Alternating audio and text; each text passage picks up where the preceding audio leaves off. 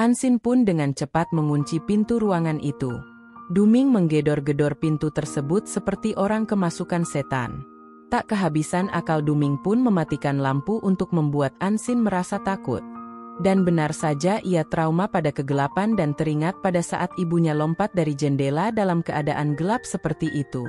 Saat Duming berhasil mendobrak pintu, Ansin pun hampir pingsan tak sadarkan diri, tetapi secara tiba-tiba Ling Yu datang di saat yang tepat dan langsung memukul Duming dari belakang. Dalam keadaan yang nyaris hampir pingsan, ia pun sempat melihat kedatangan Ling Yu yang menolongnya. Ling Yu pun langsung mengangkat Ansin dan membawanya pulang ke rumah. Sesampainya di rumah, Ling Yu membawa Ansin ke dalam kamar dan menemaninya sampai ia tersadarkan diri. Pada saat Ansin sadar, Ling Yu mencoba menenangkannya dan menjelaskan mengapa ia bisa berada di sana. Ternyata Ling Yu khawatir karena Ansin tak kunjung pulang dan tidak mengirimkan pesan kepadanya. Maka dari itu Ling Yu menyusulnya ke tempat Ansin bekerja. Ling Yu pun meminta Ansin untuk berhenti bekerja dan ia berjanji akan menjaga Ansin, tetapi Ansin menolaknya dengan baik. Keesokan harinya Ansin tetap pergi bekerja seperti biasa, tetapi ia juga masih terbayang insiden yang semalam terjadi pada dirinya. Sesampainya Ansin di tempat kerjanya itu, ternyata Duming sudah dipecat dan semua rekan kerja Ansin tiba-tiba bersikap baik kepada dirinya. Dan Ansin pun mendapat banyak hadiah di dalam almari penyimpanan pribadinya. Setelah Ansin selesai bekerja, ia pun kembali ke rumah dengan membawa semua hadiah yang ia dapatkan dan menceritakan hal yang terjadi hari itu kepada Ling Yu. Ternyata apa yang terjadi pada Ansin hari ini adalah berkat Ling Yu. Keesokan paginya ketika Ansin keluar dari kamar, ia duduk bersama Ling Yu di sofa dan tidak sengaja Ansin menemukan amplop di bawah meja yang ternyata itu adalah milik Ling Yu. Kemudian Ling Yu pun berusaha untuk merebutnya. Akhirnya Ling Yu menarik Ansin sampai terjatuh di atasnya. Karena terbawa suasana, Ling Yu pun mencium Ansin. Mereka berdua pun merasa malu sampai membuat keduanya sulit berkata-kata. Kemudian Ansin pun masuk ke kamarnya.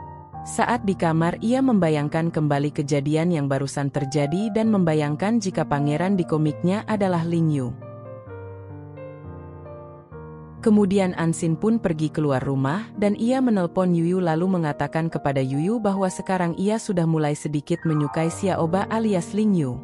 Pada saat yang bersamaan tiba-tiba Duming pun ada di sana. Sementara itu Ling Yu yang berada di rumah merasa cemas karena Ansin belum pulang sampai larut malam. Kemudian Aili, sekretaris Ling Yu, datang menemuinya dan memberitahukan akan ada penunjukan CEO yang baru dan meminta Ling Yu untuk pergi malam ini karena jika tidak maka semuanya akan terlambat. Di sisi lain Duming minta maaf dan mengaku menyesal kepada Ansin, tetapi Duming malah menyalahkan Ansin karena ia mengatakan bahwa apa yang terjadi padanya sekarang ini semua karena ulah Ansin dan Duming pun kembali menyakiti dan menculik Ansin. Ling Yu yang melihatnya lalu melempar Duming keluar dari mobil itu, tetapi Duming malah menyerang Ling Yu yang akhirnya membuat mereka berdua bertarung dan kaki Ling Yu pun dipukul oleh Duming sampai ia terjatuh, tetapi Ling Yu kembali berhasil mengalahkan Duming dan Ling Yu pun seketika pingsan.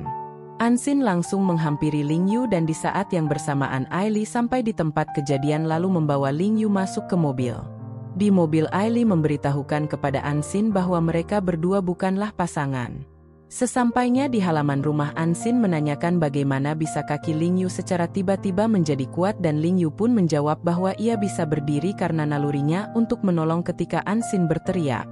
Saat mereka sudah berada di rumah, Ling Yu berjanji tidak akan membiarkan hal ini terjadi lagi kepada Ansin.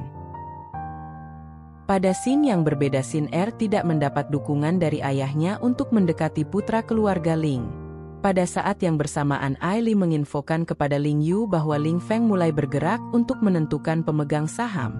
Ketika Ansin pergi bekerja, Ling Yu juga keluar rumah untuk bertemu dengan Aili di sebuah hotel dan membeli seikat bunga. Ketika Ling Yu pergi ke tempat itu ternyata tanpa disengaja Ansin melihatnya dan secara bersamaan Aili juga pergi ke lantai hotel yang sama dengan Ling Yu. Dan akhirnya membuat Ansin berpikir yang tidak-tidak. Sepulang dari hotel Ling Yu dan Aili pun pergi ke acara rapat pemilihan pemegang saham perusahaan dan betapa terkejutnya semua orang di rapat tersebut karena kedatangan Ling Yu.